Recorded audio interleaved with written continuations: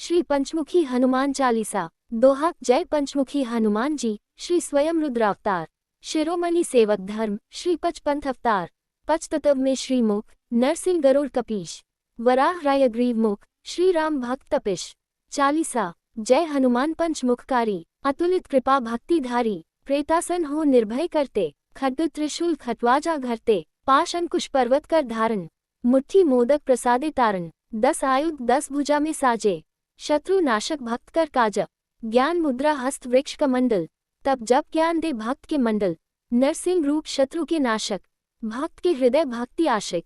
गुरु रूप धर काल को काटे, निर्भयता भक्त हृदय बांटे। मुख कपीश परम सुख करता, श्री राम मंत्र हृदय घट भरता। वराह मुख है धर्म का तारक, गोमुख गायत्री वेद उच्चारक। रयग्रीव मुख धर्म प्रचारक, धर्म विरुद्ध के हो संहारक। ज्वर ताप हो कैसा कोई, पचमुख हनुमान सुख हुई। पूर्व मुखी हर शत्रु संहारा, पश्चिम मुखी सकल विषहारा। दक्षिण मुखी प्रेत सर्वनाशक, उत्तर मुखी सकल धन शासक। ऊर्ध्व मुखाय सदा वंशदाता, पंचमुखी हनुमान विश्व विधाता। तुम संगीत के हो महाज्ञानी, ओम नाद ब्रह्म विधादानी। जो पढ़े पंचमुखी हनुनामा, भक्ति शक्ति ब्रह्म समाना। नवग्रह पचमुखी के सेवक, जपे नाम बने भक्त के खेवक। काल सर्प पितरी दोष की बांधा, पंचमुखी जप से मिट्टी बांधा। पंचमुखी हृदय सिया संग्रामा, मिले वांछित फल चारों धामा। पीर वीर जिन भूत बेताला, पंचमुखी हनुमान है प्रकाला। मंगल दोष अमंगल हरता, पंचमुखी हनु नाम जप करता। केश भूंघर चंदनमय टीका, कुंडल कान गले माले अनेका। सुर मुनि सिद्ध सदा विराजे, छवि पंचमुख कपि जहाँ साजे।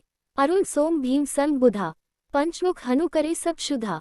गुरु शुक्र शनि राहु केतु, पंचमुख हनुमान सुख हेतु। पचमुख हनुमान व्रत पूजा, पूर्ण मासी मनोरथ पूजा। चोला लाल जनेऊ छत्तर, ध्वजा नारियल मीठा पत्तर। मंगल शनि जो दीप जलावे, वैभव परम ज्ञान संग पावे। कलियुग काल में दोष अपारा, पंचमुख हनुमान जप तारा। तत्वातीत राम के संता, 64 कला दाता हनुमंता। रोम रोम ब्रह्मांड बसेरा, आत्म रूप सिद्ध करे सवेरा। दाएं हाथ दुख पर्वत धारण, बाएं हाथ आशीष वर तारण। सूर्य गुरु सर्वविद्या ज्ञानी, रिद्धि सिद्धि नव निधि के दानी। स्वर्ण आभा अंग बज समाना, पंचमुखी हनुमान विधाना। सत्य स्वरूपी राम उपासक, प्रेम प्रदाता असत्य विनाशक। सूर्य चंद्र है नेत्र विशाला, भक्त को भक्ति दुष्ट प्रकाला। न्याय मिले ना सब कुछ हारो, जय पंचमुखी हनुमान उच्चारो। नमो नमो पंचमुखी हनुमंता, श्री गुरु तुम ही परम महासंता। छवि मनोहर शांतिदायक, दीनहीन दुखी के तुम सहायक। जय माँ सीता जय श्री राम, जय पंचमुखी हनुमान प्रणाम। दोहा। पंचमुखी हनुमान जी, सनातन सिद्ध महाकार। श्री राम भक्त हो सत्य पुरुष, ओम शक्ति मुद्राकार। भक्ति शक्ति भक्त दो, हे पंचमुखी हनुमान। शरण मम श्री राम भक्त हनुमान। जय सिया राम। पंचमुखी क्यों हुए हनुमान, एक अद्भुत कथा। लंका में महाबलशाली मेघनाद के साथ बड़ा ही भीषण युद्ध चला। अंततः मेघनाद मारा गया। रावण जो अब तक मद में चूर था, राम सेना खासतौर पर लक्ष्मण का पराक्रम सुनकर थोड़ा तनाव में आया। रावण को कुछ दुखी देखकर रावण की मां कैकसी ने उसके पाताल में बसे 2 भाइयों हिरावन और महिरावन की याद दिलाई। रावण को याद आया कि ये दोनों तो उसके बचपन के मित्र रहे हैं। लंका का राजा बनने के बाद उनकी सुधि नहीं रही थी। रावण ये भली प्रकार जानता था कि अहिरावन व महिरावन तंत्र मंत्र के महापंडित, जादू टोने के धनी और मां कामाक्षी के परम भक्त हैं। रावण ने उन्हें बुला भेजा और कहा कि वह अपने छल बल कौशल से श्री राम व लक्ष्मण का सफाया कर दे।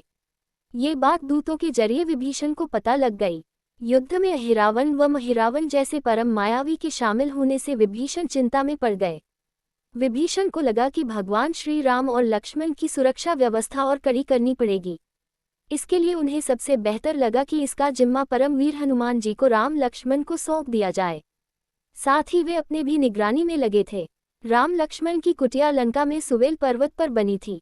हनुमान जी ने भगवान श्री राम की कुटिया के चारों ओर एक सुरक्षा घेरा खींच दिया। कोई जादू टोना तंत्र मंत्र का असर या मायावी राक्षस इसके भीतर नहीं घुस सकता था। अहिरावन और महिरावन श्री राम और लक्ष्मण को मारने उनकी कुटिया तक पहुंचे, पर इस सुरक्षा घेरे के आगे उनकी एक न चली, असफल रहे। ऐसे में उन्होंने एक चाल चली। महिरावन विभीषण का रूप धर के कुटिया में घुस गया। राम व लक्ष्मण पत्थर की सपाट शिलाओं पर गहरी नींद सो रहे थे। दोनों राक्षसों ने बिना आहट के शिला समेत दोनों भाइयों को उठा लिया और अपने निवास पाताल की ओर लेकर चल दिए। विभीषण लगातार सतर्क थे। उन्हें कुछ देर में ही पता चल गया कि कोई अनहोनी घट चुकी है।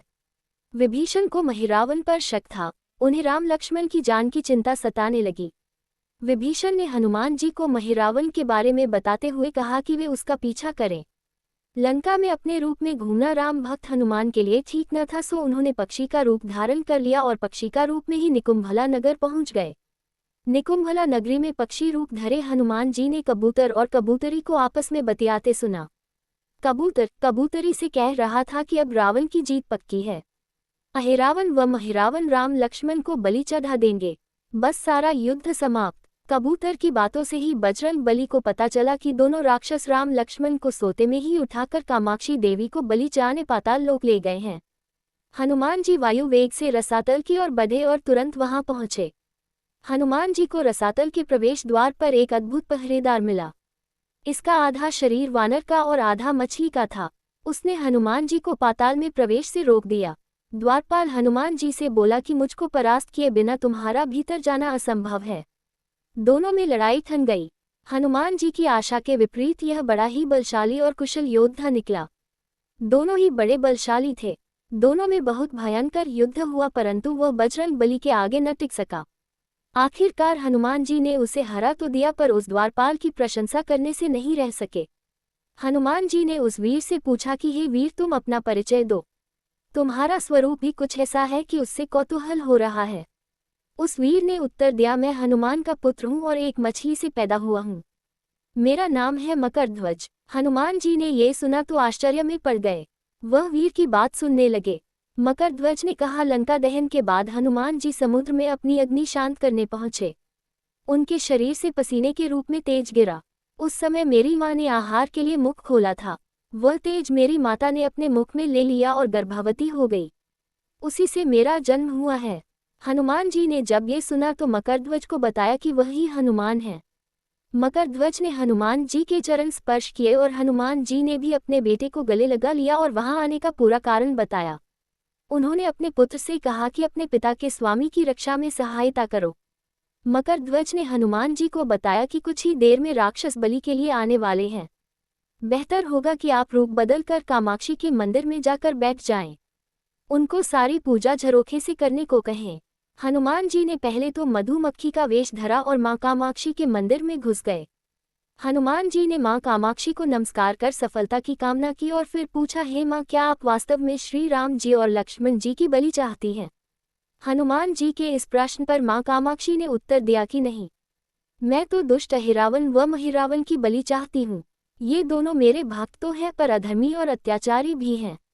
आप अपने प्रयत्न करो, सफल रहोगे। मंदिर में 5 दीप जल रहे थे। अलग अलग दिशाओं और स्थान पर मां ने कहा, ये दीप अहिरावण ने मेरी प्रसन्नता के लिए जलाए हैं। जिस दिन ये एक साथ बुझा दिए जा सकेंगे, उसका अंत सुनिश्चित हो सकेगा। इस बीच गाजे बाजे का शोर सुनाई पड़ने लगा। अहिरावण महिरावण बलि चढ़ाने के लिए आ रहे थे।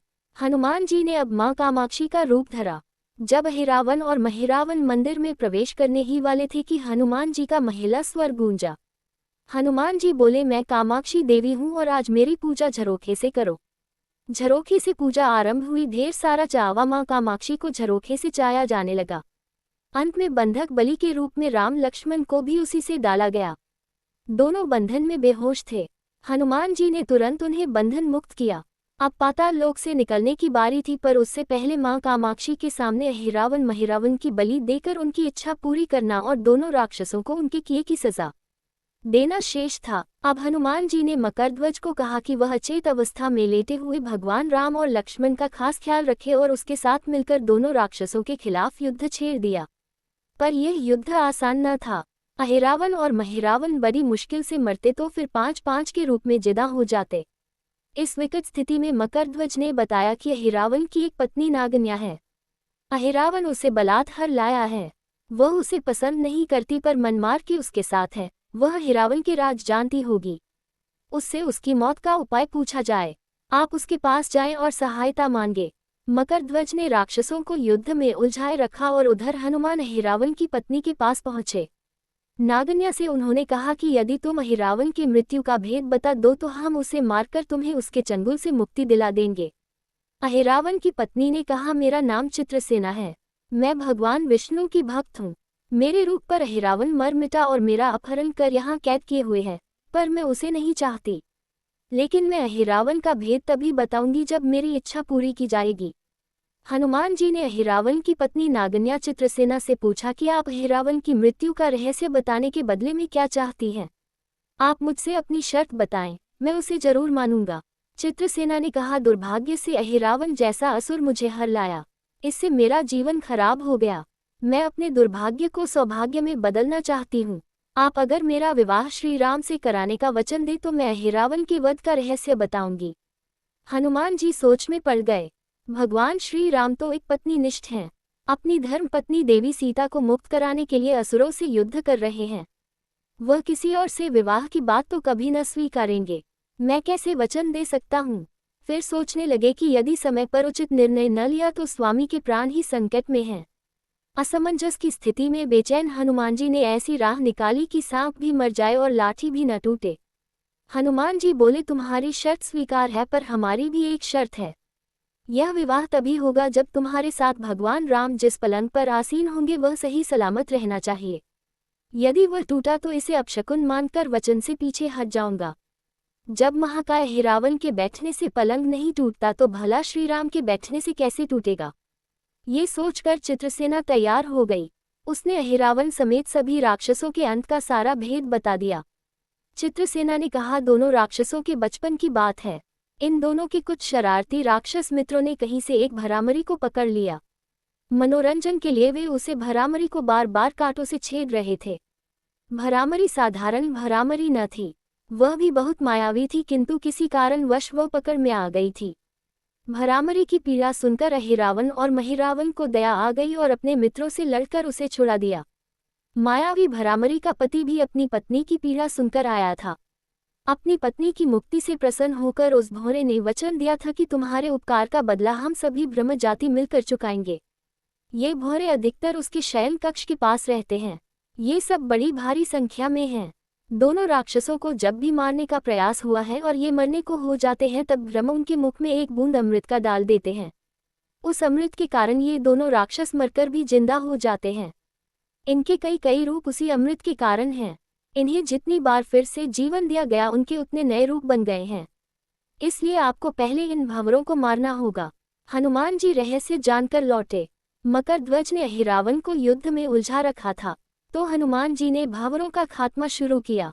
वे आखिर हनुमान जी के सामने कहाँ तक टिकते। जब सारे भ्रम खत्म हो गए और केवल एक बचा तो वह हनुमान जी के चरणों में लौट गया। उसने हनुमान जी से प्राण रक्षा की याचना की। हनुमान जी पसीज गए। उन्होंने उसे क्षमा करते हुए एक काम सौंपा। हनुमान जी बोले, मैं तुम्हें प्राण दान देता हूँ, पर इस शर्त पर कि तुम यहाँ से तुरंत चले जाओगे और अहिरावण की पत्नी के पलंग की पाटी में घुसकर जल्दी से जल्दी उसे पूरी तरह खोखला बना दोगे। भंवरा तत्काल चित्रसेना के पलंग की पाटी में घुसने के लिए प्रस्थान कर गया। इधर अहिरावण और महिरावण को अपने चमत्कार के लुप्त होने से बहुत अचरज हुआ, पर उन्होंने मायावी युद्ध जारी रखा। भ्रमरों को हनुमान जी ने समाप्त कर दिया, फिर भी हनुमान जी और मकरध्वज के हाथों अहिरावण और महिरावण का अंत नहीं हो पा रहा था। ये देखकर हनुमान जी कुछ चिंतित हुए। फिर उन्हें कामाक्षी देवी का वचन याद आया। देवी ने बताया था कि अहिरावण की सिद्धि है कि जब पांचों दीपकों एक साथ बुझेंगी तभी वे नए नए रूप धारण करने में असमर्थ होंगे और उनका वध हो सकेगा। हनुमान जी ने तत्काल पंचमुखी रूप धारण कर लिया। उत्तर दिशा में वराह मुख, दक्षिण दिशा में नरसिंह मुख, पश्चिम में गरुड़ मुख, आकाश की ओर हयग्रीव मुख एवं पूर्व दिशा में हनुमान मुख। उसके बाद हनुमान जी ने अपने पांचों मुख द्वारा एक साथ पांचों दीपक बुझा दिए। अब उनके बार बार पैदा होने और लंबे समय तक जिंदा रहने की सारी आशंकाएं समाप्त हो गई थी। हनुमान जी और मकरध्वज के हाथों शीघ्र ही दोनों राक्षस मारे गए। इसके बाद उन्होंने श्री राम और लक्ष्मण जी की मूर्छा दूर करने के उपाय किए। दोनों भाई होश में आ गए। चित्रसेना भी वहां आ गई थी। हनुमान जी ने कहा, प्रभो, अब आप अहिरावण और महिरावण के छल और बंधन से मुक्त हुए, पर इसके लिए हमें इस नागन्या की सहायता लेनी पड़ी थी। अहिरावण इसे बलपूर्वक उठा लाया था। वह आपसे विवाह करना चाहती है। कृपया उससे विवाह कर अपने साथ ले चलें, इससे उसे भी मुक्ति मिलेगी। श्री राम हनुमान जी की बात सुनकर चकराए। इससे पहले कि वह कुछ कह पाते हनुमान जी ने ही कह दिया, भगवान आप तो मुक्तिदाता हैं। अहिरावण को मारने का भेद इसी ने बताया है। इसके बिना हम उसे मारकर आपको बचाने में सफल न हो पाते। कृपा निधान इसे भी मुक्ति मिलनी चाहिए। परंतु आप चिंता न करें, हम सबका जीवन बचाने वाले के प्रति बस इतना कीजिए कि आप बस इस पलंग पर बैठिए, बाकी का काम मैं संपन्न करवाता हूँ। हनुमान जी इतनी तेजी से सारे कार्य करते जा रहे थे कि इससे श्री राम जी और लक्ष्मण जी दोनों चिंता में पड़ गए। वह कोई कदम उठाते कि तब तक हनुमान जी ने भगवान राम की बाँह पकड़ ली। हनुमान जी ने भावावेश में प्रभु श्री राम की बाँह पकड़कर चित्रसेना के उस सजे धजे विशाल पलंग पर बिठा दिया। श्री राम कुछ समझ पाते कि तभी पलंग की खोखली पाटी चरमराकर टूट गई। पलंग धराशायी हो गया। चित्रसेना भी जमीन पर आ गिरी। हनुमान जी हंस पड़े और फिर चित्रसेना से बोले, अब तुम्हारी शर्त तो पूरी हुई नहीं, इसलिए यह विवाह नहीं हो सकता। तुम मुक्त हो और हम तुम्हें तुम्हारे लोक भेजने का प्रबंध करते हैं। चित्रसेना समझ गई कि उसके साथ छल हुआ है। उसने कहा कि उसके साथ छल हुआ है। मर्यादा पुरुषोत्तम के सेवक उनके सामने किसी के साथ छल करे, ये तो बहुत अनुचित है। मैं हनुमान को श्राप दूंगी। चित्रसेना हनुमान जी को श्राप देने ही जा रही थी कि श्री राम का सम्मोहन भंग हुआ। वह इस पूरे नाटक को समझ गए। उन्होंने चित्रसेना को समझाया, मैंने एक पत्नी धर्म से बंधे होने का संकल्प लिया है, इसलिए हनुमान जी को ये करना पड़ा। उन्हें क्षमा कर दो। क्रोध चित्रसेना तो उनसे विवाह की जिद पकड़े बैठी थी। श्री राम ने कहा, मैं जब द्वापर में श्री कृष्ण अवतार लूंगा तब तुम्हें सत्यभामा के रूप में अपनी पटरानी बनाऊंगा। इससे वह मान गई। हनुमान जी ने चित्रसेना को उसके पिता के पास पहुंचा दिया। चित्रसेना को प्रभु ने अगले जन्म में पत्नी बनाने का वरदान दिया था। भगवान विष्णु की पत्नी बनने की चाह में उसने स्वयं को अग्नि में भस्म कर लिया। श्री राम और लक्ष्मण, मकरध्वज और हनुमान जी सहित वापस लंका में सुवेल पर्वत पर लौट आए।